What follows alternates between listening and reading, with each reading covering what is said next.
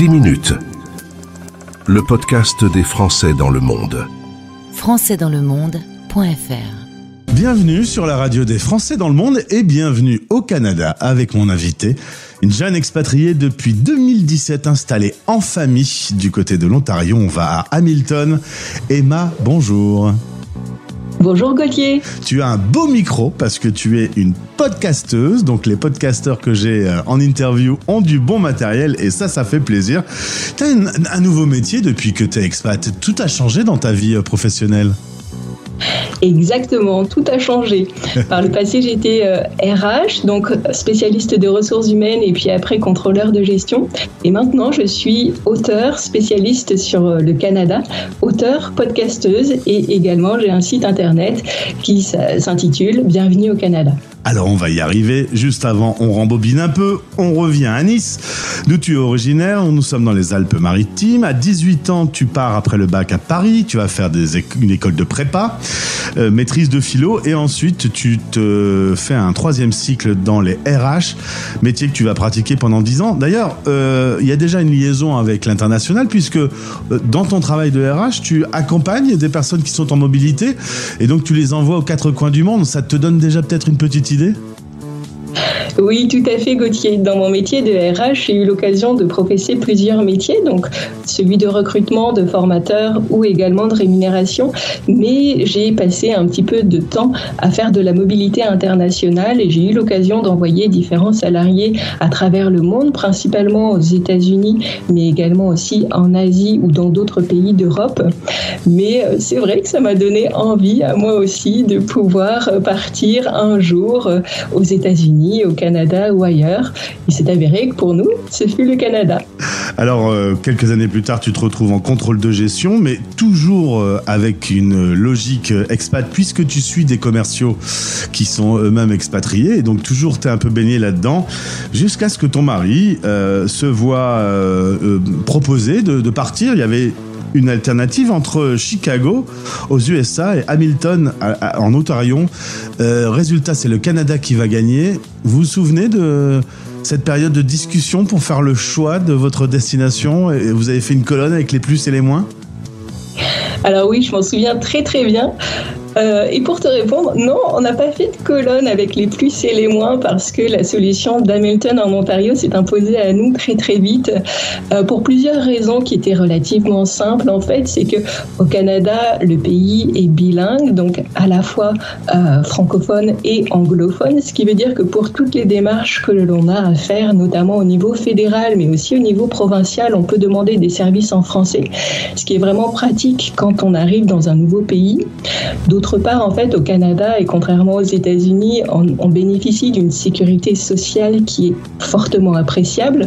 En tout cas, celle de l'Ontario, qui s'appelle OHIP, nous couvre sur bien des sujets et des thématiques. Donc, c'est quand même très, très appréciable d'avoir une couverture maladie qui nous permette d'être sécurisés dans un nouveau pays. Et puis, d'autre part, au Canada, le niveau de sécurité, en fait, est très élevé par rapport aux États-Unis. On sait que certes, il y a des armes, mais elles sont quand même beaucoup moins nombreuses qu'aux États-Unis. Et pour nous qui arrivions au Canada avec nos 3 petits loulous, c'était très très important d'être dans un contexte ultra sécuritaire. Alors du coup, les enfants ont 7, 5 et 2 ans. Vous arrivez là-bas en 2017. Monsieur donc a son travail. Et toi, tu te retrouves conjoint suiveur. Tu m'as dit conjoint accompagnateur. Tu as une différence entre conjoint suiveur et conjoint accompagnateur ? Alors oui, Gauthier, pour moi, c'est très important cette nuance-là. Quand on est conjoint suiveur, généralement, cela veut dire qu'on a un petit niveau passif, c'est-à-dire qu'on suit une personne qui part à l'étranger. Moi, je suis plutôt du genre actif, en fait. Je pense aussi. J'aime bien préciser que j'ai accompagné mon mari et que j'ai été un pilier dans cet accompagnement à bien des niveaux. En fait, lui a traité énormément de thématiques lors de notre départ puisqu'on est parti en contrat local. Mais pour le coup, moi aussi, j'ai traité énormément de thématiques suite à notre mobilité ici en Ontario, à Hamilton. Et c'est vrai que j'aime bien ce terme de conjoint accompagnateur qui me fait chaud au cœur parce que ça redonne sa place à celui ou celle qui, dans un couple, fait quelques sacrifices pour le bonheur et l'établissement de la famille dans cette nouvelle vie. Emma, tu as bien raison. C'est vrai que le mot accompagnateur est quand même beaucoup plus valorisant que ce terme suiveur, parce que il est un peu dégradant. On a vraiment l'impression qu'on court derrière, quoi. Voilà, c'est ça. Alors, tu te retrouves à t'occuper des enfants. En plus, il y a la pandémie, alors il y a l'école à la maison.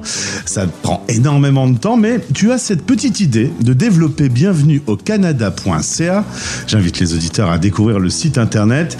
Et tu te lances dans la rédaction de 3 guides, 3 ouvrages de recueil d'anecdotes sur la vie d'expatriés au Canada. C'est à travers ces livres que tout va commencer.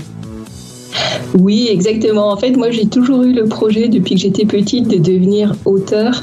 Et je me suis dit, quoi de plus rigolo que de servir sur un plateau, en fait, des anecdotes à des personnes qui s'apprêtent à immigrer au Canada et qui ne savent pas, ce qu'elles ne savent pas, tout simplement parce que quand on arrive dans une nouvelle culture, on a beaucoup de choses à apprendre. La langue en fait partie, mais les codes culturels également en font partie. Et donc, ça veut dire qu'on peut vivre énormément de quiproquos qui sont le plus souvent très amusants et rigolos, mais qui constituent des bonnes blagues et des bonnes tranches de vie.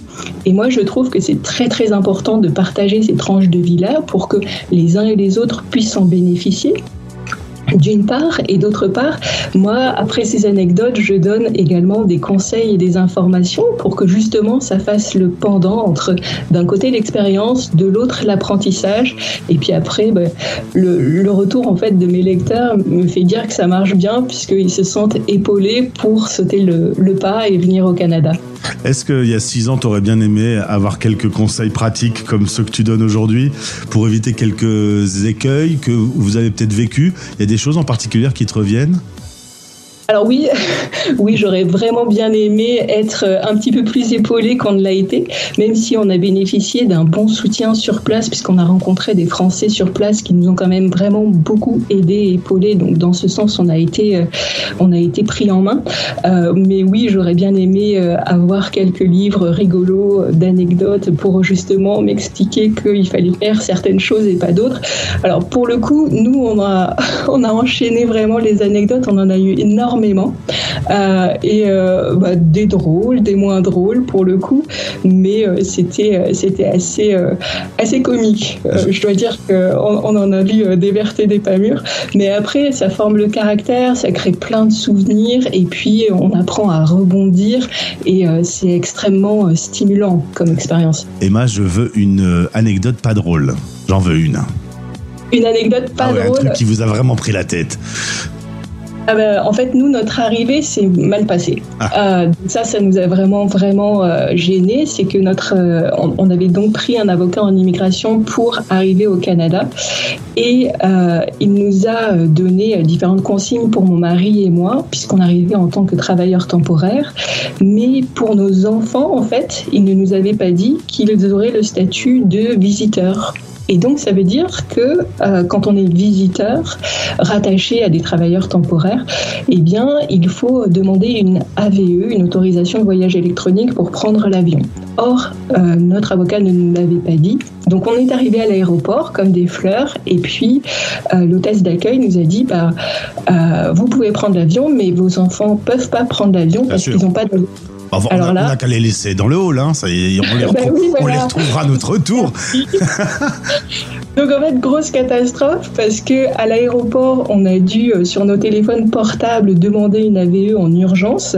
On a eu énormément de chance, c'est que on a obtenu 3 AVE dans l'heure qui a suivi nos demandes et donc on a pu partir tous ensemble au Canada. Mais c'était quand même un gros couac à l'aéroport d'une part.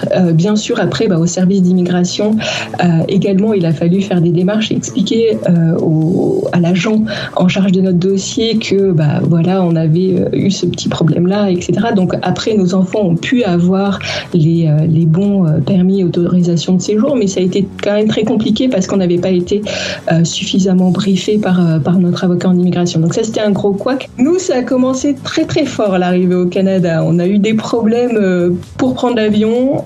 à l'immigration et à l'arrivée sur notre logement. Donc pour le coup, c'était compliqué, ouais. Finalement, c'était il y a 6 ans, vous y êtes toujours, c'est que les choses se sont améliorées. Et un homme averti en vaut deux. Aujourd'hui, grâce à ton site Bienvenue au Canada, tu donnes toi-même des conseils pour que ça ne se reproduise pas. Alors on a dit, il y a les 3 livres, le site avec des articles. Tu t'es même lancé donc dans des podcasts qui permettent d'en savoir plus sur des petits détails, sur des choses pratiques, des anecdotes. Oui, également. Donc en fait, je fais des podcasts qui sont à but informatif essentiellement. Donc j'étudie un thème par épisode. Ça dure uniquement 10 à 15 minutes. Et le but, en fait, c'est de pouvoir donner des astuces hyper concrètes et pratiques pour favoriser un départ au Canada. Et voilà. Et bien sûr aussi, je ferai des anecdotes beaucoup plus rigolotes et légères pour justement l'été ou à d'autres occasions. Est-ce que tu peux me dire un petit mot sur Alexander Graham Bell ? Je pense que tu es plongé à fond dans ce monsieur pour l'écriture de ton 4e ouvrage. Alors oui, mon 4e ouvrage s'intitule « Téléphoner au Canada sans se ruiner ». Avec ce guide, en fait, vous pourrez apprendre à avoir un numéro de téléphone avant d'arriver au Canada et aussi à limiter la facture une fois sur place. Donc, pour revenir à Alexander Graham Bell, en fait, il a découvert et fait le premier appel téléphonique à Brantford, en Ontario. Donc, c'est juste à côté d'Hamilton. Et pour le coup, il y a un musée qui lui est dédié et on peut visiter sa maison où il a passé son premier appel entre Brantford et Paris, mais Paris en Ontario, pas Paris en France. Pas Paris de France. Exactement. Alors, je pense qu'avant, il y avait dû y avoir les pots de yaourt pour se parler d'un point à un autre. On a quand même bien avancé, côté technologie. Je vous invite à découvrir bienvenueaucanada.ca. Tu fais tout seul et je pense que tu prends ton pied, tu t'éclates. C'est moi ou je rêve ? Je trouve ça extraordinaire en fait de pouvoir aider les uns et les autres et puis en même temps leur faire part de différents conseils pour pouvoir leur permettre en fait de faciliter leur arrivée. Moi j'aime vraiment beaucoup ce que je fais et puis c'est gratifiant en fait parce que j'ai aussi des retours de clients, alors que ce soit pour mes livres ou aussi mes services de coaching, puisque j'aide les uns et les autres à partir au Canada. C'est gratifiant de les voir faire leur premier pas et puis pour la plupart d'entre eux d'être vraiment heureux une fois installés ici au Canada. Et tu es tellement à l'aise derrière le micro, Emma, je pense que tu reviendras sur notre antenne. J'aimerais beaucoup, Gauthier. On en parle.